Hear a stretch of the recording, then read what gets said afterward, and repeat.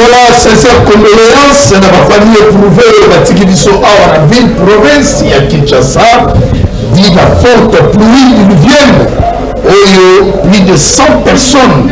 La Tikidiso par rapport à l'information et dans les concours de la mission Awa, la Face TV télévision qui met au 4e moment à la ville, on a toujours la devoir autre à travers le plateau de la mission à magazine de la Congo, Protomeka. Pour analyser tout compte aussi tout sur la République démocratique du Congo, mais nous la gestion et Moka, nous allons collaborateur Félix Antoine Tshisekedi, pour le président de la République. Est-ce que Madame vraiment la volonté pour accompagner la vision de chef de l'État? Les amis de tout là, il y a un la Kati.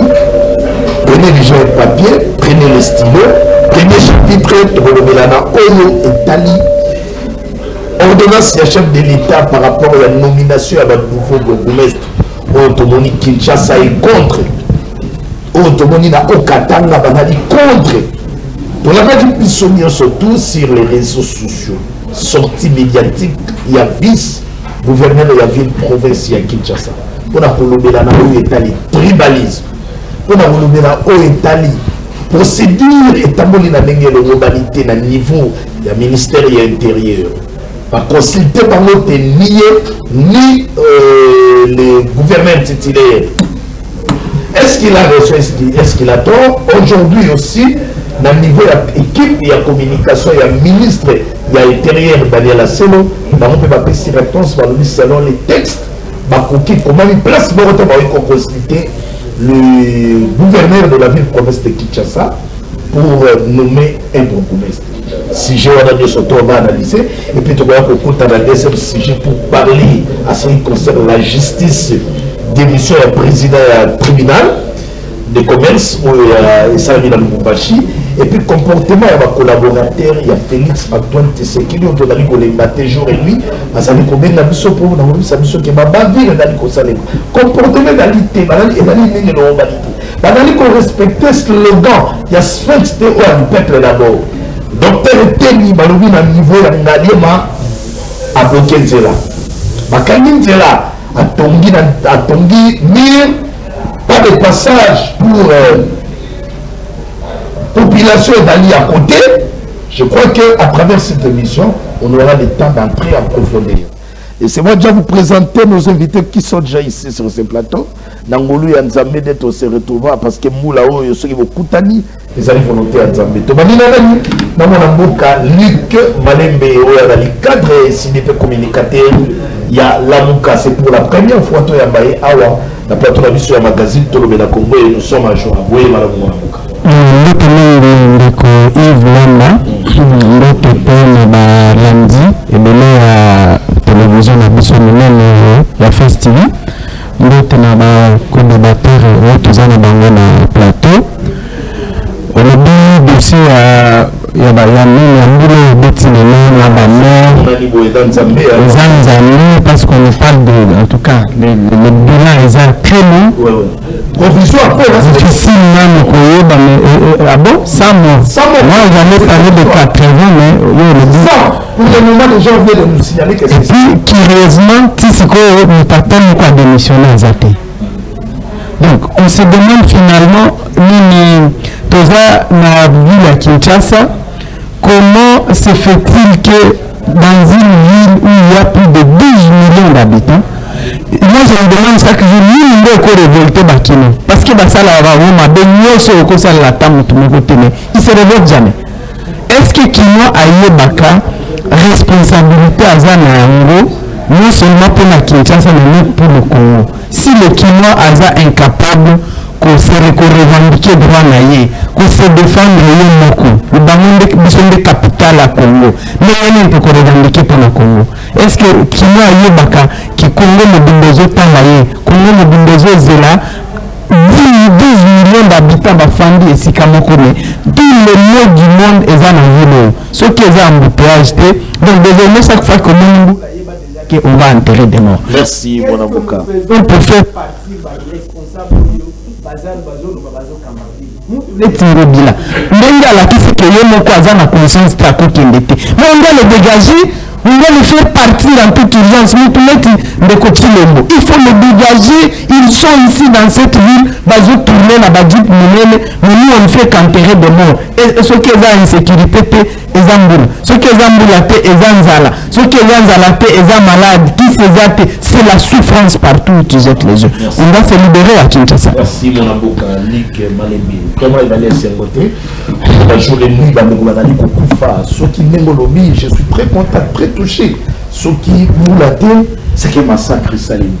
Ceux qui massacrent, c'est qui sécurité autour d'un monde avec le phénomène on n'arrive pas à comprendre. Les pays ne marchent pas comme ça, très chers téléspectateurs. Voilà.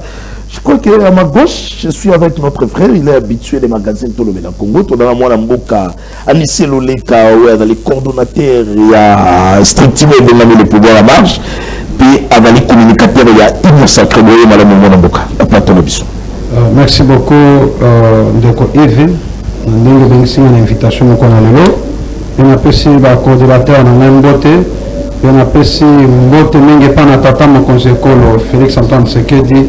Oyo azoloka ete mboka na biso ekende liboso azobimisa mboka na libulu place oyo ancien régime etika biso na kati ya libulu yango ezalaka nini? Ancien régime etika biso na libulu ya insécurité, ancien régime etika biso na libulu ya mboka diplomatie ekufaka. Président Félix Antoine Tshisekedi akosekusa mboka. Président Félix Antoine Tshisekedi akutaki état de droit ezalaka te na kati ya mboka atia état de droit esala mosala. Président Félix Antoine Tshisekedi akutaka IGF ezaka en vigueur te atia IGF eza en vigueur. Président de la République a respecté article 43 de la Constitution. Président Félix Antoine Tshisekedi lelo asombi 100 bis ya transport académien ya ba étudiant po bakotia tembe bakende siko na palais du peuple bamona nde babisi yango. Et si Kotandi yango po bamona oui bamona déjà ezali transporté non ezali babisi basombi yango ya sika 120 bis pona transport ya baétudiant uniquement pona baétudiant. Nena bisa ndeko pona likambo ya mbula ndeko mbula ezali fait naturel. Mutu abetisaka mbula ezalaka nzambe. Nakanizo za communicateur na yo oyo botambo na ndeko no SD oyo Fayulu aza pasteur ayebi ke mbula ezalaka fait naturel. Ça c'est un. Président Félix abetisaka mbula te. Yabetisa mbula te. Mutu abetisa mbula ezali nzambe. Pour votre information, pour okoya koko sabato na TV ono président Félix nde mutu azobetisa mbula te. Mutu abetisa mbula ezali nzambe pe nzambe nde mutu azwaka décision na mokili na soki abi lelo kaboma 100 personnes ndenge abomi lelo mukola lelo eza ye. Très bien. Siko mpona kosukisa awa moto oyo okokomisa Fayulu azalaka député national Eli ya Lukunga bafutaka chaque fin du mois atakenda ko siéger te atia suppléant na ye bafutaka chaque fin du mois bakabolaka mbongo na Fayulu. Est-ce que Fayulu na kenda kata na hôpital kotala bato bavota ye ke akende rendre bango ta visite asomela bango ta cache couche afutere bango ta mwa tonga mwa bande? Est-ce que kenda kata na base na jamais? Pour te dire que non, Fayulu c'est un incompétent matriculé 00. Ne pensez pas que Fayulu na 2023 Fayulu soit bimi na 2023 va voir belé. Vous, nous avons beaucoup de vous avez qu'à 5 voix. Merci mon amboka. Nous sommes au début. Na 3 députés na bino bato bosa na plateau. Pas de problème, nous sommes dans la démocratie, ça n'engage que vous. Voilà. Toi rapidement et pas mon amboka Serge Taboko boni yokuna na changu otambole kimia kuna na moni bakaya ba mort et ça pénaté hein rivière Anjili est débordée te auto n'était pas na o équipe situation ya mbula oyo causé ba mort ba dégâts dans minute route nationale numéro 1 et ça lit déjà à Kopanzana. Je crois qu'on va nous aider déjà rapidement à Tongo mon amboka Serge Taboko Rozo Maloba et on va défiler les images tout mon gouverneur il y avait une province ya Kinshasa kitaki yemo kotekuna. C'est là les alités, tu évites dans mikolo ya ba fête, tu refais nengeni biloko comme la mission. Nengeni parce que celle ici est ravitée à Kinshasa, il y a moi j'ai d'aller couper. À vous mon avocat. Merci beaucoup d'abord pour l'invitation. Attendu moto. Matondi pe zonge pa nzambe. grâce na yende tozali kubika boye soki ezalaki ete edepandaki na mayele ya bato mais Congo tosi tolimwa biso nyonso parce que esengeli koyebisa na bato baza mayele bazolanda biso ke toza na makambo ya Nzambe toza pe na makambo ya bato. Dans le livre à Genèse chapitre 2 à partir du verset 15, Dieu a dit à Adam, j'étais dans les jardins, garder, protéger, cultiver. C'est-à-dire Nzambe aza na part na makambo sengia sala ezapi na makambo sengeli moto asala. Et ko ba ke ko bongisa environnement contraire na makambo yo ndeko na biso décololé kalobike dali naturel et tout ça. Lokola pe tozaka na respect na bino mais sinon na trouvaka ke ba débat na eza répéter terre à terre azo makambo alobi Nzambe soka décider aboma bato ça abomi lokola lelo a décider aboma na Congo ça bon. Je comprends mais pas aux hommes ça la même paiement moi kuta ko avancer te mettre ko ça la boni pour le respect ya ba téléspectateurs na yo to bien que espace physique même Jésus un jour Pierre a tourné qui a dit c'est méthodique tout Hollandie parce qu'il a cité pasteur. La différence c'est moi et na ba pasteur musoto pena y la compréhension ya makambo na Nzambe c'est que ils pensent que tout ce que tous en ngona c'est la volonté de Dieu. Ils ont volonté en Nzambe. Mais cependant Nzambe azana makambo esengela sala.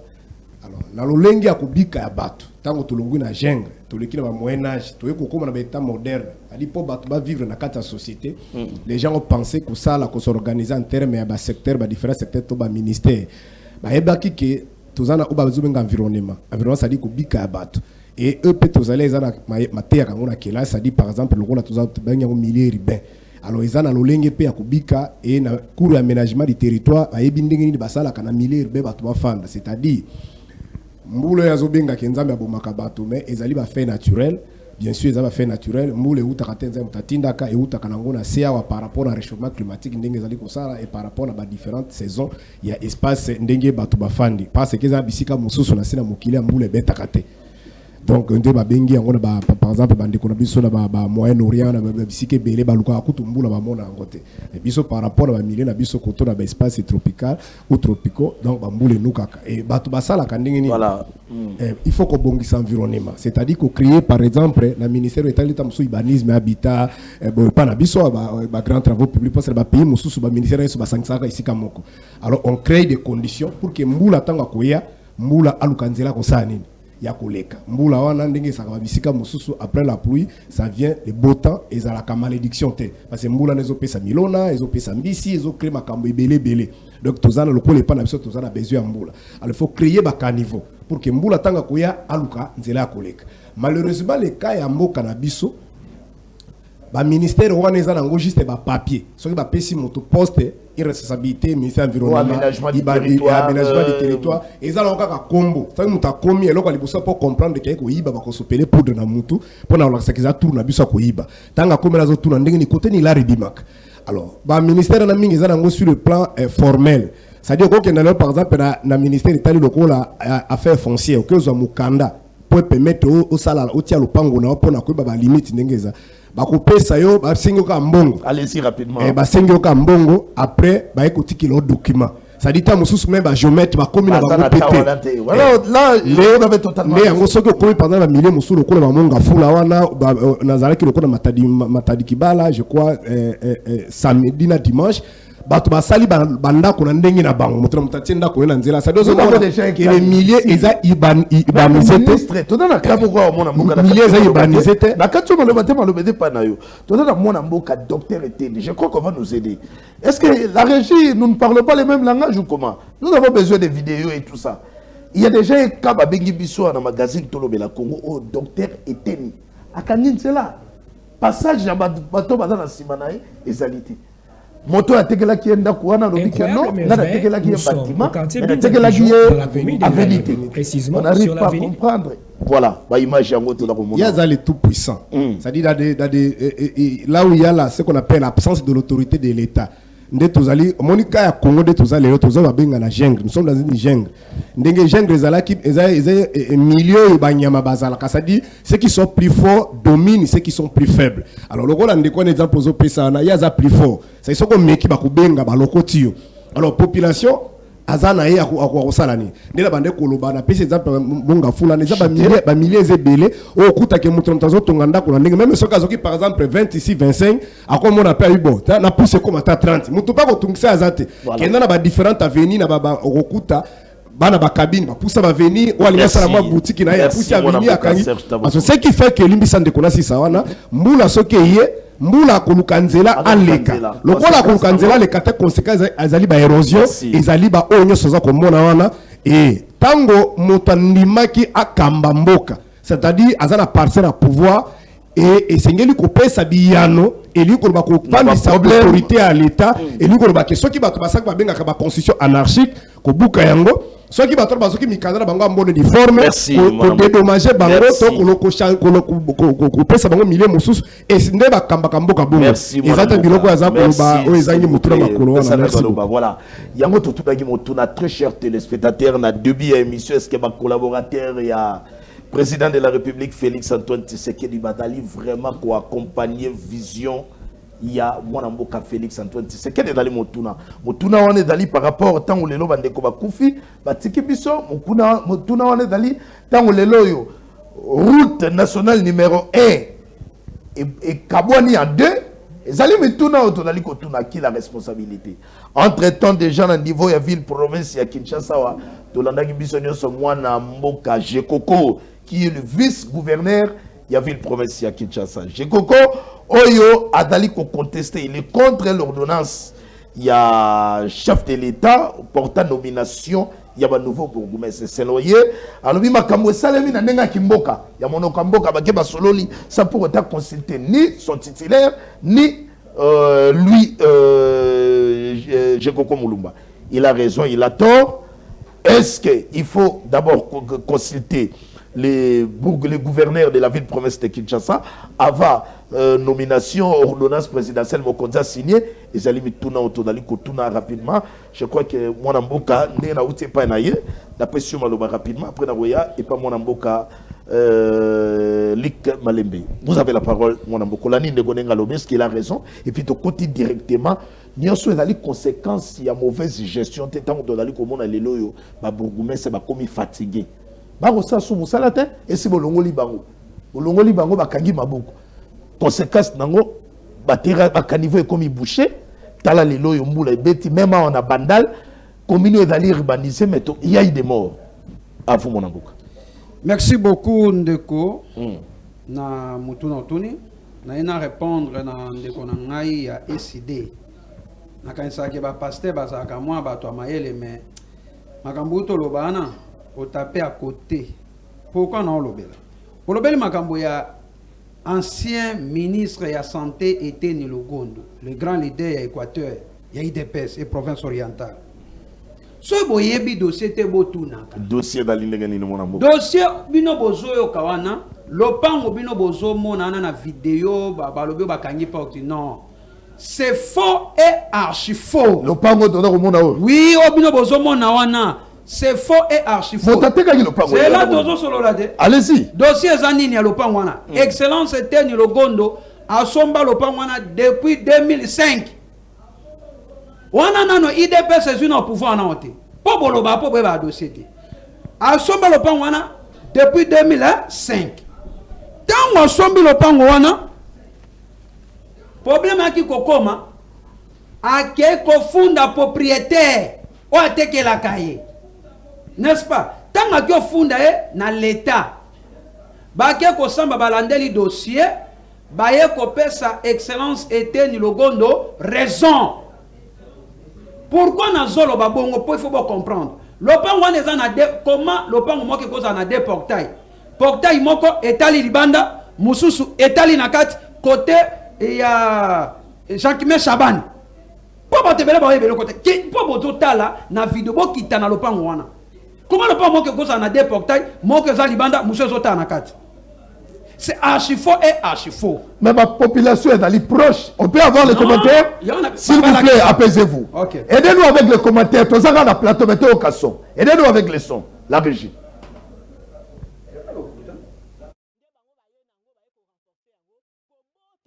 ba paisible citoyen biloko eza ya bango oyo bango bayebi kutu te ndenge bato wana bazwaki yango.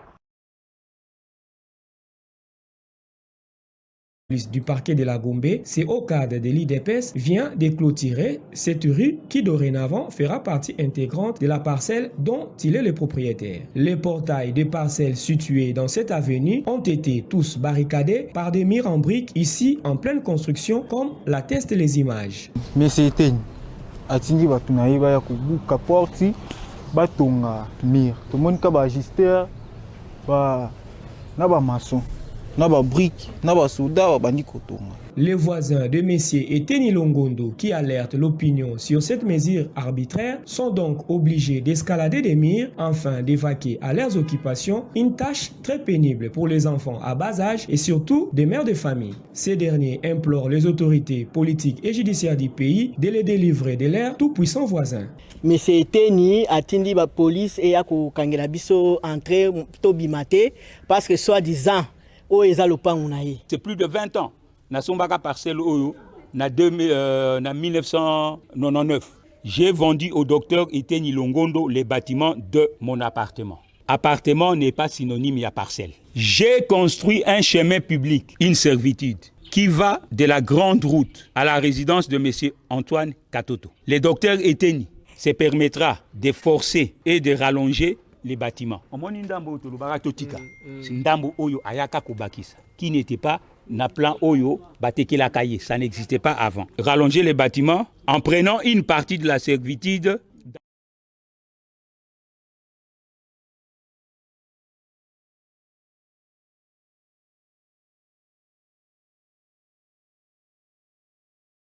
Na occupation na bangote bana classe bazali bado kende classe est-ce qu'il faut pas escalader le mur pour pas que de convainquer na ba occupation na bango peuple d'abord ezali wa pour pouvoir na bino IDPS à vous mon amour. Merci beaucoup nakanisi Olandi propriété wana propriété na est-ce que moni tango azolo bano bo moni alobi vérité alikambo ke non alobi ke non ateka ki appartement est-ce que moni alobi likambo ke non bafunda ka na justice non alobi ngote Baka ko traduire dans justice ya moka et pas exemple c'était le gon. Ozomo na pona makambo zaki nyamu asalaka. Justice ya mboka eko ko pesa et longa et pas excellence c'était le gon. Bon, sur quoi ba pollution ba yekuna est-ce que excellence c'était le gon? Est-ce qu'azan ministre? Jamais. Azan ministre intérieur jamais. Azan Azan la partie au pouvoir, Azan la sentence. Azan simple mutu. Est-ce que ndenge ni ya kokotinda ba policier ba kende ba kange sikana. Ezali eteni logondo te mutu atindi ba policier non. Ezali parquet ya Gombe. Mutu pesa ki elonga et pas eteni logondo netinda ki ke non. Ba soda ba kende ba kanga ba longola porte moko. Comment le pont moque cause na deux portes que non porte moque etali libanda muso etali na kati c'est archi faux il y en a 5 na chaîne na bino bokita kuna bokomona que non merci mon amour le type là azamu to oyo akwa isami na kati ya justice po alongite ndozo mona que non ezo pesa ye bulu yeke na mutu likambo uti koloba wana il y a le peuple d'abord oui il y a le peuple d'abord moi ngaka na kata na muke moi dossier wana tota kata payer état de droit et poni mutu te aux à la ministre, aux à mutu simple, aux à la fazer, aux à mutu malamu. Soko sali mabe bako kangayo. Merci mon amour. Soko sali malamu bako tiko. Merci Nathan Mathieu. Biloko na bo mélanger te au excellence le code du mon amour. Merci. Non makamone zota la ni IDPS et zota la justice ya mboka. Justice ya mboka ne mutepesi elonga. Et pas excellence était le gondo. Merci. Mais non le bapon na likambuto tout na ngana. Il y a le peuple d'abord. Nakozongela yo tikande kwa tapena ba arme tika ya luba voilà mwana mboka na yepa na yo Lik Malembe landi vidéo Lik Malembe na landi mwana mboka na bokebi nyoso mwana mboka ni selole katanga dali koloba alobi ke justice adali ko sa musala ne menango nga oyo kaka abosani ke kuna na Lubumbashi il y a un juge président il y a tribunal de commerce oyo uti ko démissionner à dénoncer a cité kaka banani ba collaborateur ya chef de l'état pression makambo kilikili a dénoncer tango yo la di vidéo yo hôtel na makambo nyonso dali koleka yo koto yo kina Lubumbashi kuna il y a un président il y a juge président il y a tribunal de commerce oh il a démissionné na nyonso est-ce que les autres ikoloba ba collaborateur ya Félix Antoine Tshisekedi badali ko sungaye vraiment pour na matérialiser visionnaire très bien oyebi ndeko journaliste biso tozolela bato bakufi lelo et que quelqu'un boye mutumoko boya yawa sans le moindre respect à ma victime aya koloba abuzo bao nzamende mutu abomi bango, c'est ridicule ça. Moi j'ai déjà rencontré des communicateurs rebelles à Union Sacrée et je connais pas ce genre de personnes. Il faut benga bango ba pesa mate tu es moins que moi et non qui n'est-ce pas? Tu es primaire. Quand tu as parlé j'écrivais. Allez-y. Apparemment tu sais même pas écrire. Alors donc, est-ce tu cherches un débat scientifique? Je suis prêt de le faire. S'il vous plaît, n'est-ce pas? J'ai une tête bien faite. Vous avez un stylo là-bas. Donne-lui un stylo. Alors, est-ce qu'Ayebike, le Konanga Ayebike en 2019, 363 millions de dollars ont été décaissés na biloko babengi projet Akin Bopeto, lancé par Félix Tshisekedi et Gentini Ngobila. 363 millions de dollars. Ok. Alors, cet argent a disparu. À part comme Mao Mwasi Mounene Bayaki na voilà. C'est tout ce qu'on a vu de 363 millions de dollars. Décaissé en 2019. Le jour où on a lancé, j'ai des images, il y a lancement, il y a projet. Bon, modernisation limitée. Même pas une pioche n'a été mise. Bon, modernisation limitée. Nini, côté lampe, ceux qui banini, c'est ça la modernisation. Parce que le problème ici, il ne faut pas que le bakembula nzamende muta à nos qui s'akambula. D'accord. Nous ici, on n'est pas en face d'une inondation. Non. Nous sommes en face d'une ville non urbanisée. Nous sommes en face d'une ville où bakanivo nyoso ici est bouché. L'eau ne sait pas où aller. Nous sommes en face d'une ville très sale. Qui est le responsable? Le gouverneur de la ville. C'est lui qui s'appelle gouverneur. Les responsables de tout ça. S'il y avait quelqu'un. Même la route nationale. Mais cette route, et Katani, il y a RN1. Mais il y a des Chinois qui travaillent là-bas, à l'endroit là, qui n'ont pas su gérer les eaux. Qui les a amenés? C'est moi? C'est Fayoulou, parce que je vois quelqu'un qui est venu ici raconter sa vie. Fayoulou. Est-ce que le président il est à cause de la députée? Monsieur. Président, il est à cause de la députée. N'importe quoi. Voilà. Deuxième chose. Après, c'est vous. Quand on a dossier, si tout dit lui qu'il a s'il vous plaît, mon amour. S'il ne sait pas débattre avec des gens civilisés, il attend là-bas. Moi, je ne peux pas comme ça. Avancer. Deuxième chose, Alobi Eteni Longondo. Il oublie d'abord qu'Eteni Longondo, c'est quelqu'un à jeter en prison pour dossier à gestion ya mbongo ya Covid au début. Qu'est-ce qui a fait partir Eteni Longondo du gouvernement? C'est pas cette histoire de détournement en mbongo à Covid. Donc il n'est pas un récidiviste, ce monsieur c'est un repris de justice. Mais qu'est-ce qui se passe dans biloko na bango ya IDPS? C'est que pour eux la justice n'existe plus. Vous venez de parler de ce qui se passe à Lubumbashi, où un juge du tribunal de commerce a démissionné parce qu'Azo Sibir ba pression ya Mususu Bazo Benga Peter Kazadi.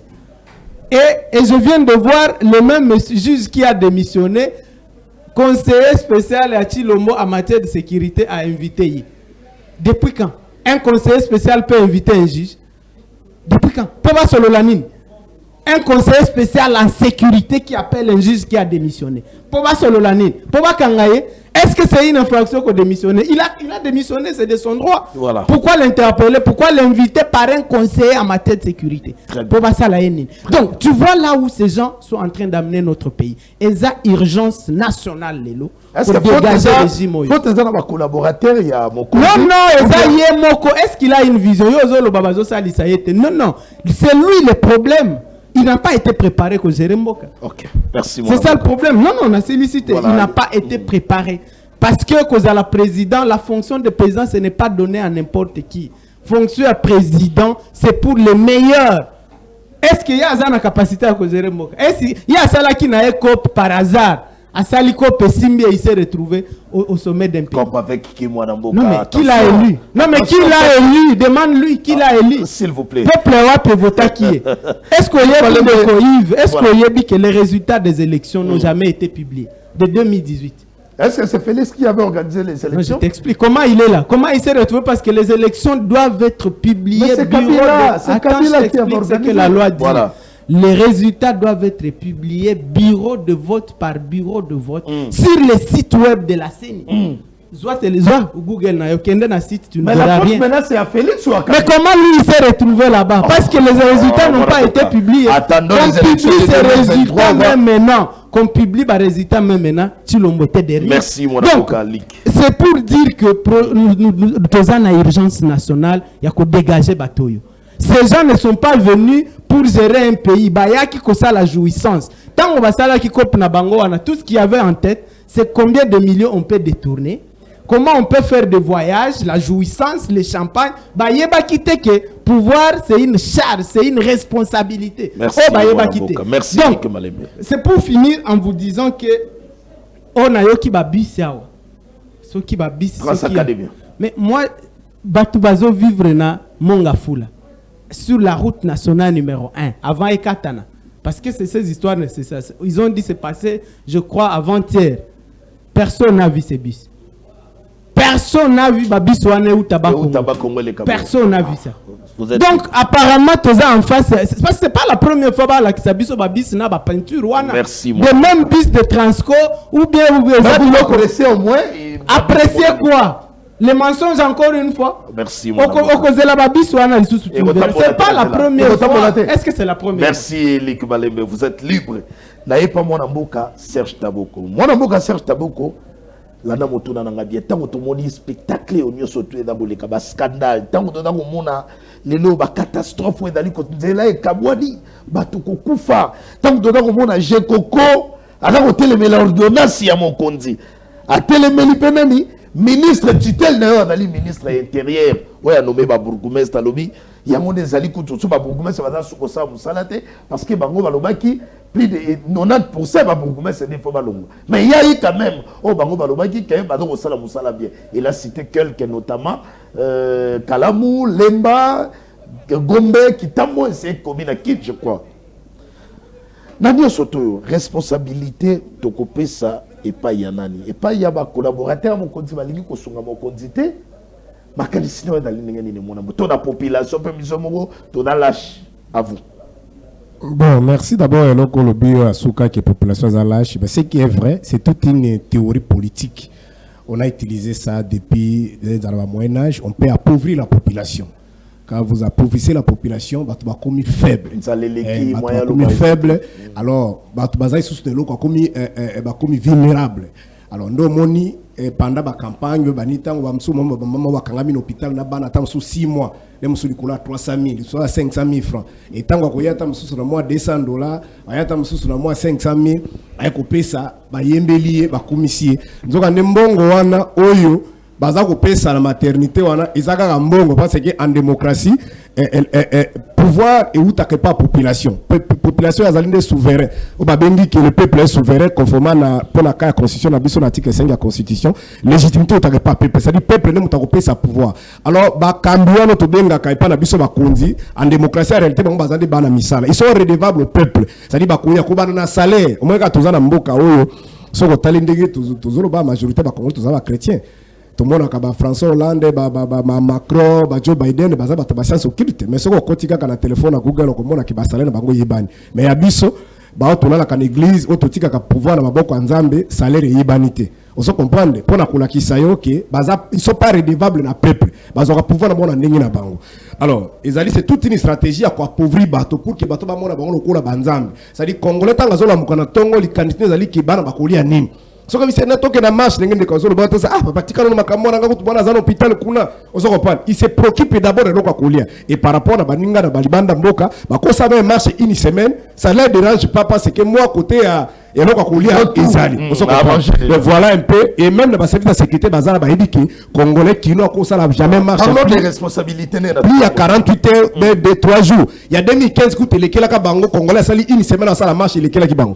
Alors, problème de responsabilité de Koti Kolobawa, de fermer cette parenthèse. Parenthèse aux alliés, ignoble, parenthèse aux alliés, vraiment, toujours, terme à couper sans goûter. Parce qu'avec Kabila, on avait vraiment tous les Congolais étaient unanimes que Zalaki est vraiment une malchance. Il y a Oyo. Alors tout ce que Kabila faisait, nous on avait compris politiquement. Bon, peut-être il y avait un problème, il y a légitimité. Qu'est-ce qu'il pouvait faire pour maintenir le pouvoir? Mais Nabande Koto comme on a Félix, il y a continuité, il y a médiocrité. C'est-à-dire responsabilité ezali na bango nyonso. C'est ce que ont la constitution na biso. Je crois l'article 3 bazo parler makambo ya entité décentralisée. Et tozana babenga loi si la libre administration. Entité décentralisée na quatre entité tozana ville. Tozali na commune, tozali na secteur na chefferie.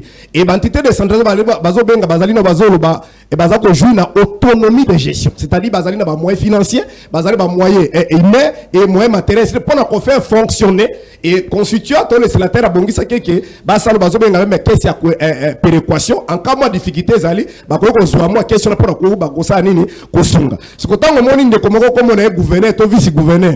Parce qu'en réalité Banimateur, il y a des entités décentralisées là, tu as na ville, tu as chefferie, bah où tu as nomination, tu as la constitution, où tu as la carte élection. On se comprend. Alors, ce qui ne fait c'est d'abord ça qui n'a pas mboka. Malgré un calendrier d'élection, ça les mati, il y a et le bami tek pour ce moment les gens qui revendiquent Kabi avant d'aller pour bac na élection qui nous na souka.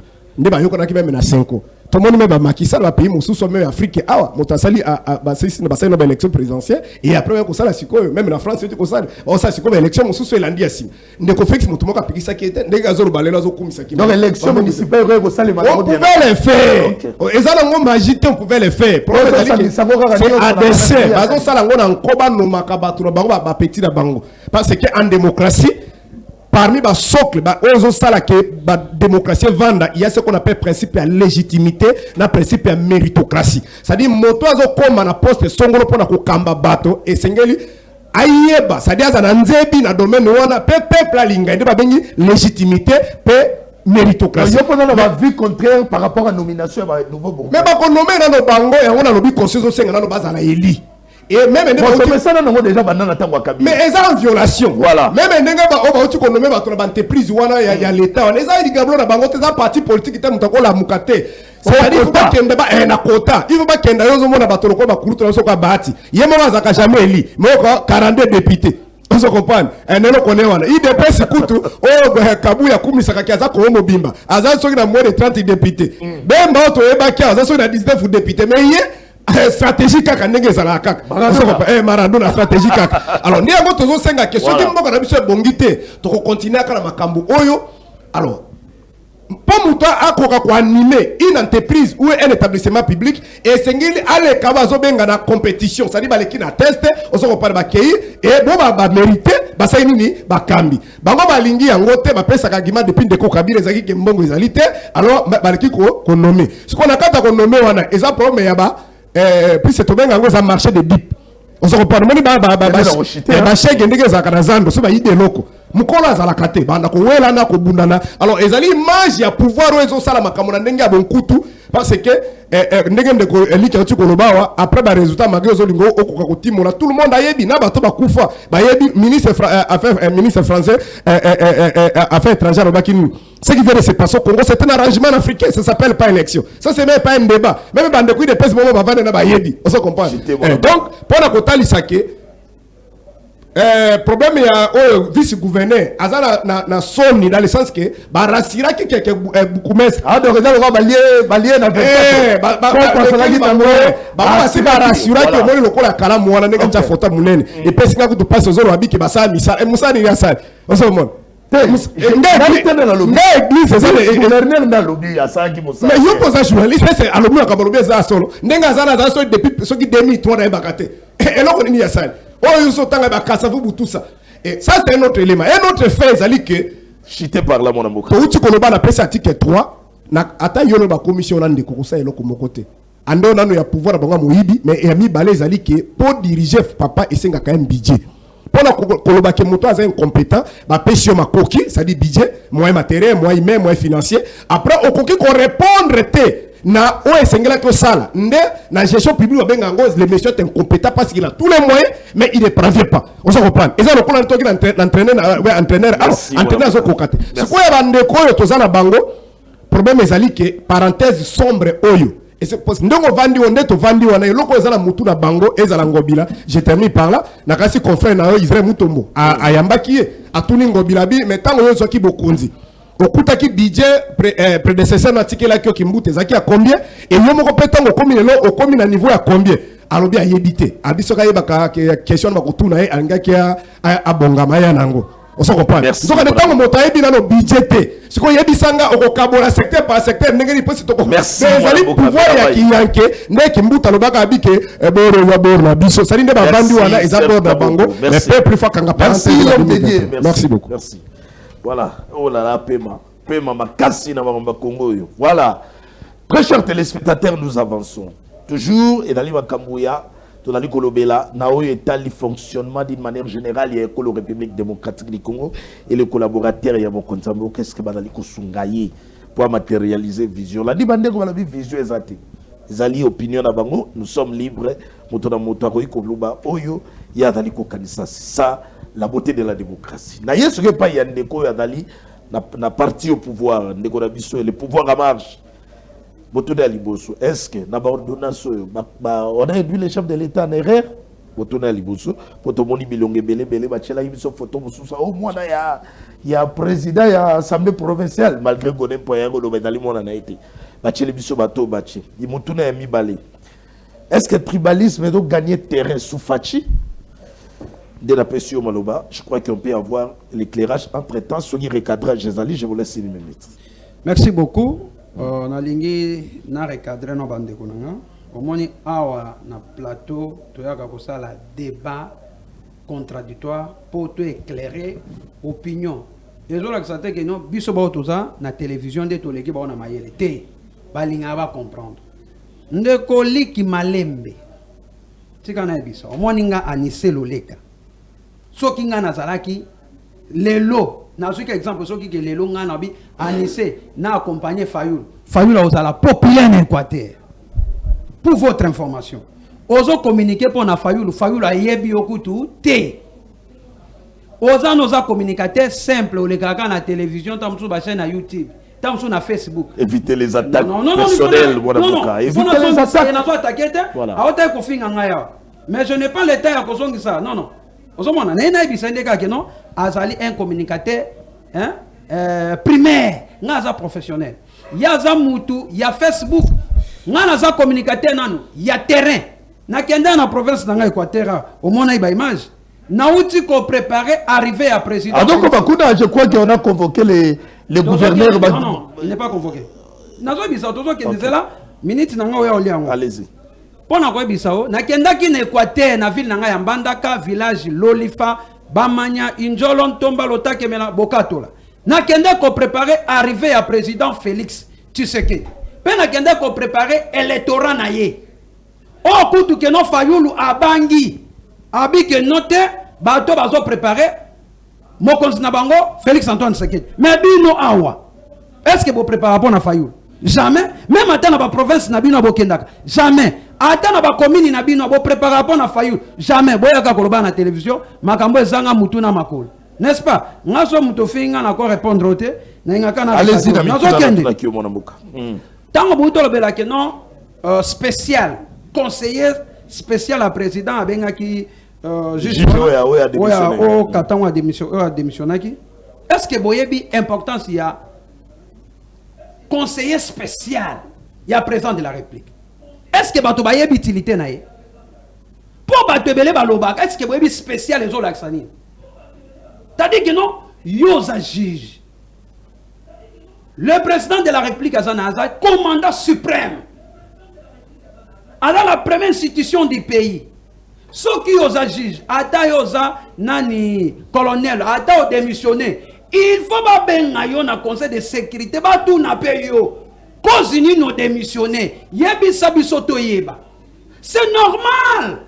Ndeko na ngaso boyebi importance anate bo lukaka ba recherche boko comprendre nazo kendele nalikambo uti koloba ya président Félix Antoine Tshisekedi ndeko président Félix Antoine Tshisekedi ayende kotombola mboka bo uti koloba makambo banzela awa Kabila longwa na pouvoir tikala biso banzela ni bona kimbuta baboma ki vila Kinshasa camarade Baboma qui vit la Kinshasa, Kabila sai pendant 18 ans nanzela ya aéroport. Nanzela aéroport ya Njili. Est-ce que bobande komona ba mwinda ou bien courant nanzela aéroport ezalaki molili loko na kata cimetière. Mais président Félix Antoine Tshisekedi n'injection ya ngobila. Na ko bateke no ngobila sai malamu ka nyoso 100% non.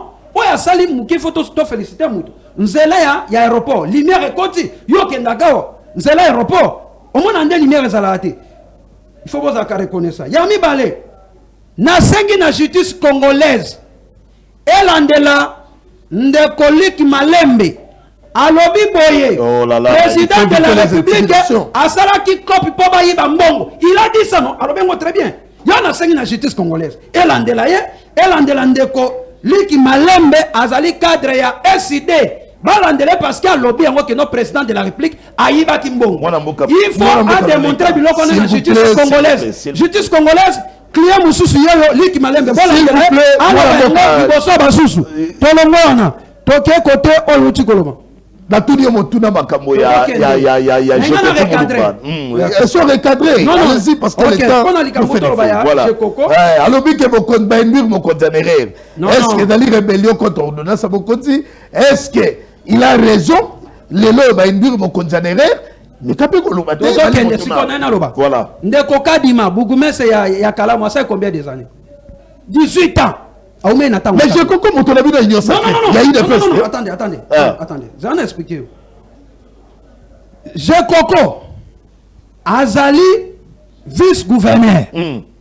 Kadima Aza Bougumest Oya Umela ki natangwa Kabila. Biso soto ebi injection na kata kala mwana eza chaotique. Ozui maman Azaki na Kasavubu.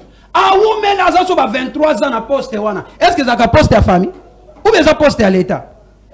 Au travail, au travail, sali évaluation, ok, Moussou soit remplacé. J'ai Coco Moulumba, problème n'est zanine. A salaki cop, naba nani, naba Bougumé, c'est Moussou. Hein, Nazolo Belango, il paraîtrait que tango Moussou, arasira ki bango ke, bokotikala ba Bougumé. Tant Moussou pe ba Bougumé, c'est wana, tant Moussou ba pesa ke moi kanyaka. Nazolo bate que no ba pesa ke nabi tango mususu ba pesa ki yango nozomo nazo défendre ba Bougumese mususu wana merci mon amour ozomo na siko merci pona ko bisa ndeko Jekoko ordonnance ya président de la république ezotala ni Mongala ni Moswahili ni Muluba ni Mbaka ni Motetela ni bamwe ezotala ekolo tezotala la compétence ya mutu ozolanda il faut critères les agriculteurs va nommer ba Bougumeste il faut que le liboso faut non des pères et des mères faut en congolais on va nommer ba Bougumeste oui il faut en congolais pour ba ko soit un sénégalais loko ba musu baza ba sénégalais tu ba na ba poste na ba ya ba vu la Kinshasa ndé très bien ozomona siko faut en congolais ozomona siko faut apena vision oyo ya bokonza mboka présence au kintere ya mboka on a ko bisa likambuto ba tribalisme jamais et jamais président de la République aza tribal té. Merci. On a quoi bizarre aza tribal té pourquoi? Le long on tangela yo. Junior Mata Melanga ndeko nanga Équateur ya territoire ya Bomongo ngana Mongo ya territoire Bikoro yaza muta Équateur muta territoire ya Bomongo. Est-ce que aza Muluba? Jamais aza DG ya Sensap. N'est-ce pas? Il faut bilo musu faut ko bakango. Yves Mbukulu Aza compétent, Aza ministre de la jeunesse, Aza Moutaba Congo. N'est-ce pas? Kolongele, Azali ministre numérique. Est-ce qu'Aza Moulouba? Jamais. Aza Moutaba Nundu.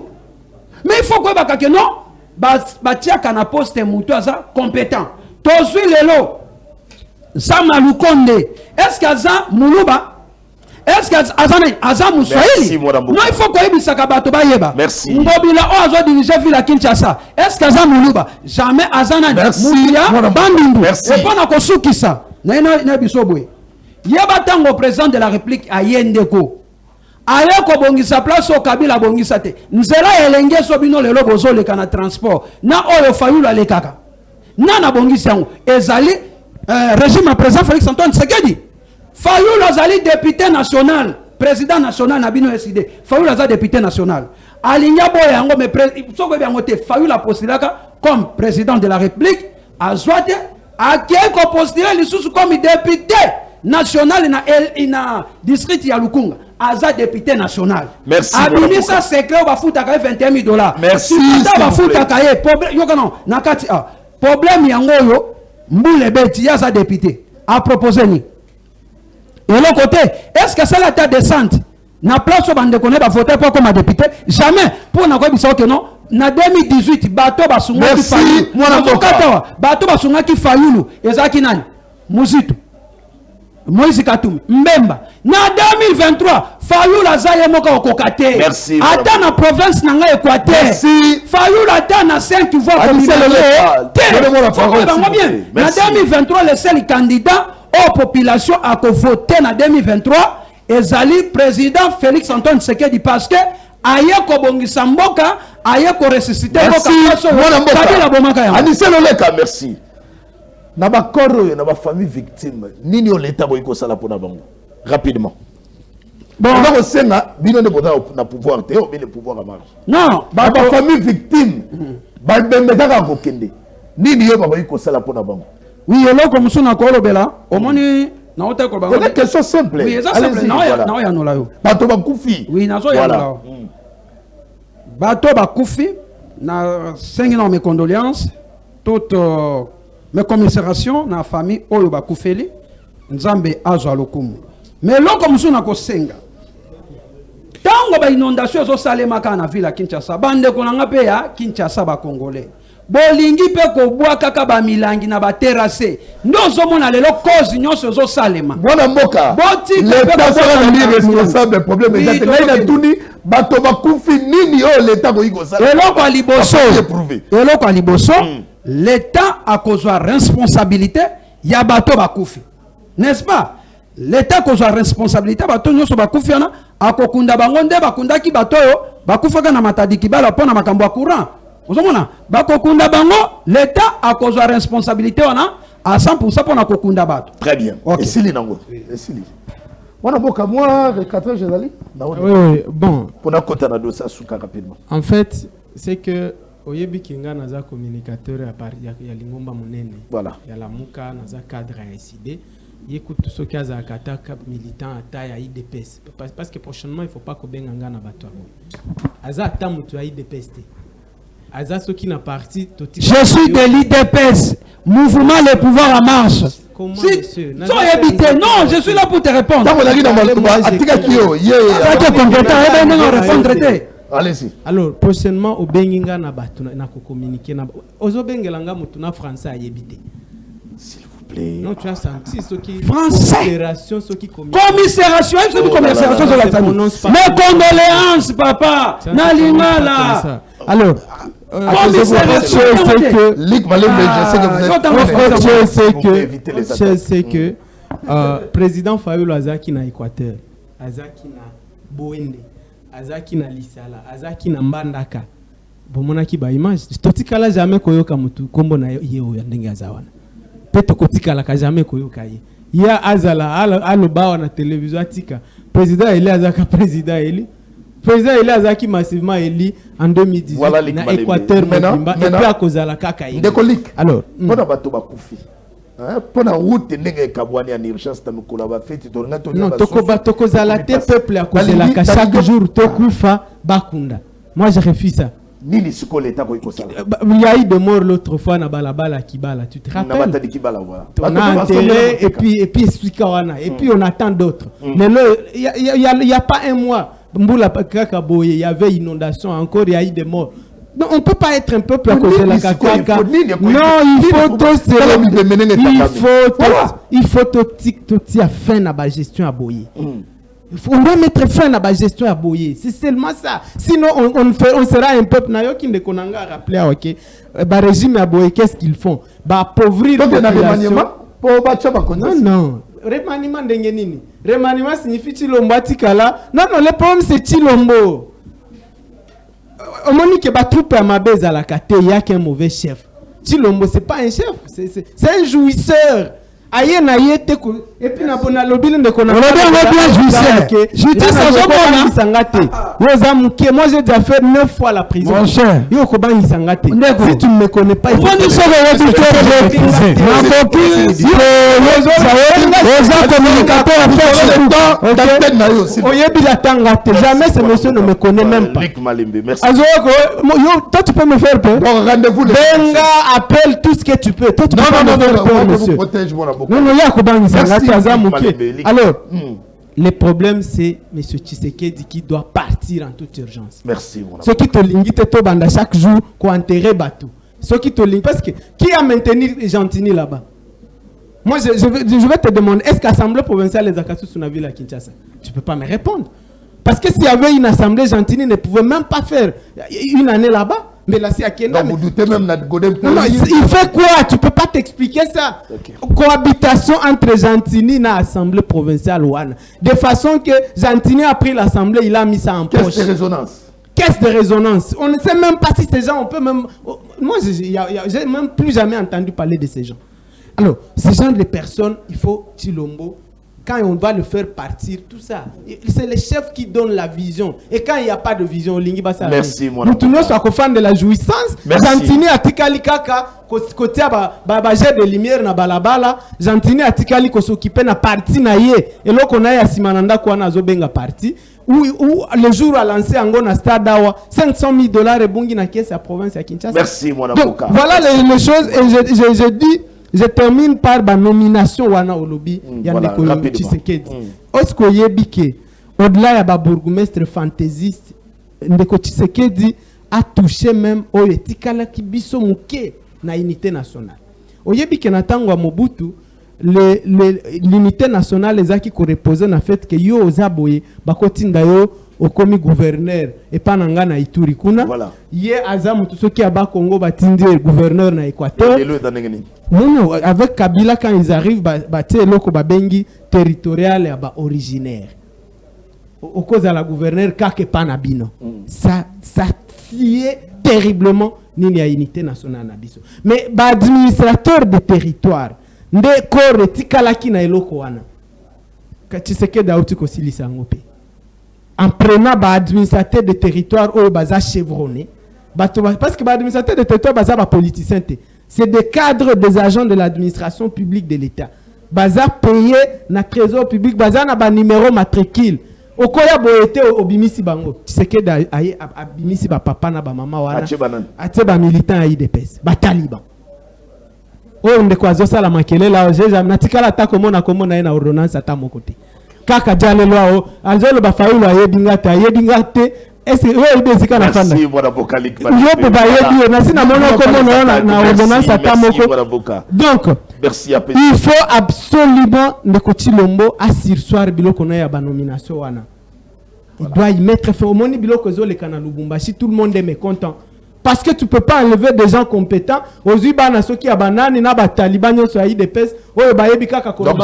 la raison selon les Malais. Non, non, cuisine parce que na des accusations très graves. Alors de Koko a corrompu ce qui bon, mon gars n'a pas moi je passe le temps. Mais je dis il y a urgence nationale il faut faire partir Tshisekedi. 2024-2023 on doit absolument aller aux élections. Tshisekedi n'a jamais gagné une élection et il ne la gagnera jamais. Ata Salindengeni Tshisekedi ne peut pas gagner une élection. Voilà, merci. Dernier dossier et pour clôturer l'émission, très chers téléspectateurs, je vous signale que deuxième sommet des dirigeants américains, des dirigeants africains et américains, c'est tient, je crois, déjà ça va se tenir les 13 au 15 décembre à Washington. Le président Félix Antoine Tshisekedi il est déjà là-bas, je crois, sauf imprévu, pour participer. Donc, près de 50 chefs d'État sont attendus à Washington pour reconfigurer avec Joe Biden la relation entre l'Afrique et l'Amérique, afin de relever les défis de développement et de bien-être de la population. En traité déjà analyste, on va dire que soumettre RDC dans la sommet RDC dans la conclave nyoso, na makamu nyoso, RDC se retrouve. Mais entre-temps, nous avons beaucoup de problèmes ici dans ce pays. Jour et nuit. Aujourd'hui, je suis d'ailleurs très content avec Patrick Mouya, avec la presse soi-disant internationale qui profite aussi pour nuire nos politiciens qui revendiquent quand on nous tue. Les condamnés Bitakwira. Pour quelle raison? Kagame, quand les Belgique a lobby, Kagame a retiré Batonaï. France a lobby, Kagame a retiré Batonaï. Mais pourquoi on ne sanctionne pas Kagame au lieu de sanctionner Bitakwira? Innocent Moué. Voilà. Est-ce que Bassomo c'est important pour la République démocratique du Congo? Et puis deuxième, et puis Hollanda, député a examiné pour la 39e fois les projets de loi portant prorogation de l'état de siège. C'était hier lundi, le 12 décembre 2022, ce qui ressort des communiqués émis par les rapporteurs de l'Assemblée nationale. Moi, dans beaucoup, état de siège, on a prorogé, c'est qu'on prorogé. Et Zali Motouya to continue dans notre demeurer dans l'état de siège, sommet aux États-Unis, Afrique. Est-ce que c'est important pour la République démocratique du Congo? Qu'est-ce que la République démocratique du Congo va gagner par rapport à ces sommets? Et puis, dans ma camotali prorogation et état de siège, résultat dans un ligne. Merci beaucoup. Sur la nomination, na image moko batindelinga wa papier un beaucoup mestre azwaki engagement ya $10,000 pour ba nommer. Ça c'est quoi ça? Après ça qui déjà 3,000 en francs. Après ça qui n'a. Ngana za ko expliquer après ça qui déjà 3. Et ça na ba téléphone ba réseaux sociaux nyonso. Comme linga été. Donc ngana ko tindela. Après ça qui déjà avance ya $3,000 en francs. Si ça 6 millions alors etikali $7,000. Donc ce qui a nommé abanda musala il faut libérer yango soka libérer te na kotindelo yango. Donc c'est une distraction. Hein? Azali ça dit azana liste mais batindi siko papier engagement. Oh ya kala déjà pour vous rappeler que obimi na COP il faut honorer l'engagement. Na éviter mais néanmoins et bandi ba congolais so ba moni yango donc ndenge ezaki aneza bongo. Alors problème ezali par rapport à mutura na otuni. To dire que na banda na makambo sommet ko sukisa na makambo ya état de chaise. Donc comme na suka ozo ata 2 minutes ko arranger biso. Ce qui est vrai na kati ya fonctionnement ba état tango ezana ba colloque ezana ba sommet ezana sengeli kozala présent pour boyoka ndenge nini mukilizo tambola. Malheureusement pour ngambo na biso ezande tokenda ko profiter okanga ba photo. Ce qui va promettre biso mo eloko muke même tozana droit nango. Les mosso ba pesi ezana passe. Au moment qui par exemple même makambo ya COVID-19 Rwanda, soit qui je crois, soit qui si ma mémoire ne traite pas plus de 10 millions sur la bourse sanitaire, on a vérifié comme Nicolas Oumeli. Mais biso mandat mouki va payer ça qui moins que les Rwandais. Et les Rwandais est moins peuplé que nous. Il y a biso peut pas détourner. Il y a quand même FMI, il y a Walinga paye ça biso 300 millions. Azo paye ça ba condition. Te bon là qui ça non contrat bo signé dans une directeur. Banque mondiale ya robité na oki population za ko souffrir azo mela maya mabulu asale la biso ba raccordement sociaux si le plan interne on te ava batie la maya na lupango pesa $50 ba mama mo kuta que ba kuta masina kuna bi banque mondiale ale la biso mbongo nzoka nde ba politicien congolais donc mbongo moni ba tokendaka makama environnement ba Copenhague nyo depuis Copenhague banda ti lelo ba colloque tout tokendaka biso kaso ba promettre moi ndamu kepe ba pesaka au moins ka fi décider azana na réserve forestière lokola biso te mais tala monter belé mbongo ba pesa qui par rapport à biso ça dit biso bazo biso tinate mais ils ont ça la classe politique que bazali actuellement ils ont ça bango bien tanga za kuna profiter kangi photo na Joe Biden oto ba de boka na sango yeyo na ka Jean-Jacques Vando makangi ta musula Chic Norris na kipe kezo Chic Norris akufi donc ezana Congo eloko moko ba Congolais ba kozwa kuna ezalité à part ko ngaba photo parce que ce qui en terme de résultat pour ba pesa biso ba kubanga ba biki bato wana mbongo soko pesi ekokoma te suka kana eteni c'est bon que ota bazoki ota esuki ka wana eko sale barango loko moko te et par rapport na makambo ya état de siège c'est regrettable. Ezali un régime transitoire momentané pour un petit temps pour renforcer l'administration dans maboko ya ba militaire pour résoudre un problème. Mais malheureusement au cas qui na kasi ndeko li kaza bien placé parce kaza moto à côté wana nani ndeko na biso gouverneur o ya je crois nord qui voit ça ko sepela. Alors bité état de chaise simbi si pour nini parce que ba réserve économique et mati nzoka neso ko na constitution makambo état de ça n'a rien à voir na makambo itali ya réserve économique kuna za makambo ya sécurité petanga zozo maloba na landa ketanga zoka maloba toza ko yura le feu wa ko tsakana bobi mabisika bozali poto zo zikisa mais talandenge woki plus de 300 personnes kuna bakufaki na kishishi kuna de Congolais meurent chaque jour comme ba muska ndenge moto somba kanti mustiki pona ko boma nde ba Congolais baza ko kufa de bango ba continue business ba continue makambo mususu alors problème ezali que état de chaise les oboma makambo mususu parce que ezalaki na idée nango ndenge ezala article 85 144 145 ya constitution ezali pona ko pesa makasi na baimboka bakoka kubunda imaginez ba député provinciaux nyoso baza kuna kubanda esika d'état de chaise ezali bazo na bango mbongo fere basaka eloko moko te ba militaire na ba policier bango ba kende makambo économie makambo etali ya sécurité etali bango donc eza na ba explication mosusu n'état de chaise da bango baati pe nga vana les kaka papa yakuta tunaka état de chaise bango za mukoni na renouveler ote ko za te da renouveler déjà parlement za ko si même ko autoriser na gouvernement ko pesa bango loi ya habilitation pa bango ba ko légiférer exécutif ko légiférer na place ya na place ya parlement yango nzamba azwa lokumu parce que 2023 ngo tozo kota na édition de ko Yves oyo Shadari amonaki Félix Akolela parce que omoni connaît nanga jour azolinga a publié ba résultat ndenge assemblée seulement que en 2006 même en 2011 ezaki bureau par bureau parce que étude pas bazoluka ba sala ba étude ba mémoire na bango analyse comparative ya ba résultat 2006 ya 2011 na 2018 qui le soki na site seni ezalaka te connaît nanga sola bi papa awa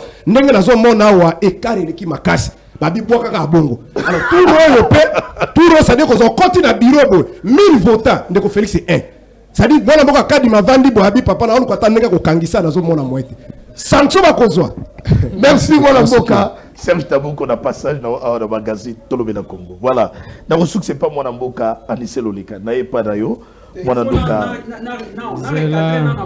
voilà na boutique la autant na yo voilà mwana mboka ok merci beaucoup na lingi na recadrer nano to komi na suka oui na lingi na recadrer bosoto baba après ça les conclusions na yo oui voilà après ko pese problème ezate na ina ebisa na zozongela Ndekolik Malembe alobi président de la République aza justice et loko justice congolaise landela ki Jean-Marc Kabundi azangi barkima yana sengi na justice congolaise et landela Luc Malembe ala kisa comment président de la République azali justice tolongwe wana pona likambo etali ngobila boye ba yango bien bato ba komisa ka ngobila gouverneur ezalaki ba député provincial ya Kinshasa ce n'est pas président de la République. Ba député à Kinshasa de bato ba vota qui. Écoutez, ba toné bazaki na majorité na assemblée provinciale. Et ça ba député à FCC. Ngobila zaki ticket gagné à FCC. Ya on appelle en solo. So qui même ba député on a ba mona que non ngobila zo gérer ma bé. Ba ça la motion balongola ngobila. C'est ça comme fachité. Non des ama comme président comme état de siège. Oui. Na makamu ya sommet Afrique États-Unis. Oui oui. Makamba oti koloba awa yeba yango na oti ko bana 2018 bato asutenaki Fayulu Mbemba Moïse Matungulu Muzitu bazali susute Muzitu akena ngambo na ye Fayulu atika le pane na ebiso wallahi mama na ngai Fayulu wana ata na bandundu ndenge alobaka kaza muta bandundu soki abimi ata na 20 voix yako tuna ngai pona mona te mécanisme ni ba voter Fayulu Fayulu va voter comme député national. Na parlement, akenda ko siéger te pour le peuple, on va voter comme député. Fayulu attend la province dans l'Équateur, attend voir mon cas qu'on ngote. Et là on a vu sauf Fayulu en 2023 qu'on soit 5 voix. Voix naie. Écoutez 5 voix, voix naie. Il y a secrétaire naie, il y a parti, na binomi balena mwasi naie. Et koki. Pona ko bisayo. État de siège rapidement clôturé. Clôturer l'état de siège. Tozo Kende, c'est là, état de siège. La sommet Afrique. Président de la République, Ayaka ko décrété état de siège pour l'intérêt de la République démocratique du Congo, pour sauver Mboka. Place où bato bandai ko kufa, bato ba Rwanda bandai ko kota illégalement, bazala qui soutenu par la communauté internationale. Parmi les membres, il y a droit de veto, au bandai ko soutenu les États-Unis, Angleterre, na France. Problème est bango bazotia ba opesa est-ce que résultat nango danere tozo kende résultat nango siko na komana zela il faut na timo le place rapidement ko tango data oui France bazali ko soutenir Rwanda mindu kezo yake paba et paba ba 123 ba 123 bazaba nani bazaba ba Rwandais ba chaka insécurité bato ba kufaka po bango bazwaka nini bazwaka ba minéraux ba kabolaka na Rwanda na Uganda na France États-Unis na Angleterre. Si le président de la République a monique mboka na ye peuple na ye ezokufa innocent alobino nakoki ko collaborer na ba 123 te ndo monaki bolimbisa na termo secrétaire ya ONU C'est un aventurier numéro 1. Oui, c'est un aventurier. Alors, on a un 23 bazan minduki Yamakasi koleka Monisco. On ça résultat état de siège. Non, on ça. Et je me suis posé la question. Attendez, Nazokata. Je me suis posé la question. Banani basala kaminduki na mokilio. Et ça, Mindele, il y a un Mindele bandé qu'on peut ça un 23. Résultat. Le résultat, il y a état de siège. Et Zali, c'est 100%, 75% des états positifs. Merci. Pourquoi nous avons le bongo? Parce que depuis l'état de siège, est-ce que nous avons un 23 à niveau de Bukavu? Jamais. Na niveau ya Goma, jamais. Na niveau ya Kindu, jamais. Merci. Écoutez, nous avons il y a un président de Blika Kekuna. Ake kolobela bangoni. Na sommet wana. Ake kolobake non. Vous, communauté internationale, bozo soutenir Rwanda pour batuba kufaka awa. Il faut quitter cette histoire là pour soutenir Bango. Voilà. Parce que le président de Bango bien publiquement a condamné Rwanda na siège ya ONU. Merci. Merci. Merci à peuple congolais. Ba faire sa confiance na président Félix Antoine Tshisekedi parce que Azo sauvé Mboka. Merci. Merci. Mboka na muzitu. Fayoulou ba député. Faut qu'on va vérifier. Prochainement, ceux qui ont besoin de basketter, ba téléspectateurs na bino bobengi ne konanga wana. C'est ce qu'il est capable. Camarade, pourquoi se comparer na Longati? Non, un mobilisateur, un communicateur de haut niveau. Non, ça amateur. Non, ça la Fayoulou campagne wapi? Yoko ça la campagne wapi? La Fayoulou. Yoko ça la wapi? Parce que moi na kokende na mbandaka. Yoko kende wapi? Na 2023 biso to ko voter population pour reconduire président Félix Antoine. Est-ce que ndeko ya yebi? J'ai dit. Bakati micro.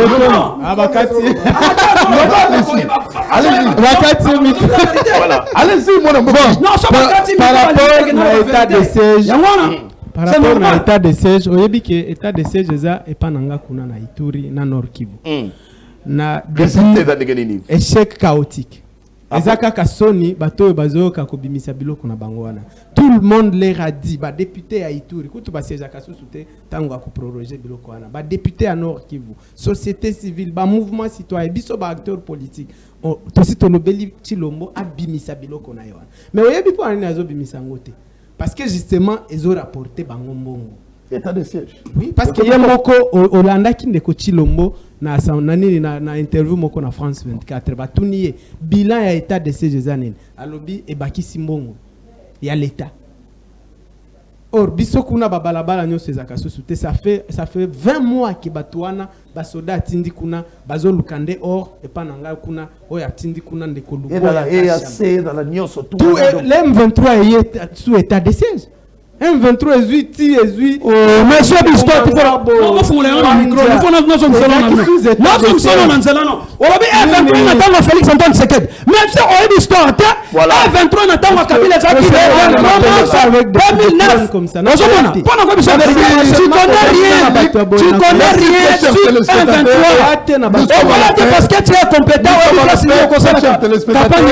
voilà merci Nick Malembe merci Serge Taboko merci Nadi Seloleka, voilà, dans la magazine Tolobela Congo, tu vois, Kolobela Mboka, Awana Kati ya plateau na biso, na où est Taliban mort, où est Salami Mokolo ya Lelo, na ville province ya Kinshasa, plus de 100 personnes au bâti Kotika biso, responsabilité topé c'est pas Yabanani, tu vois, Kokufa jour et nuit, état de siège, résultat na ngo dalinini, de Toyoko Sola, Awana Bandeko, na sommet États-Unis Afrique, Oyo, chef de l'État d'Ali déjà, Kuna Nini, Otoyoko Zela, des positifs par rapport à sommet aux États-Unis d'Afrique. Donc, on a gagné le Bali, toujours à Kosolola, Maïmata, le Colo, République démocratique du Congo, qui me au 4 Mabota Nabino, Tokutani, lobby, toujours dans ma solo SK.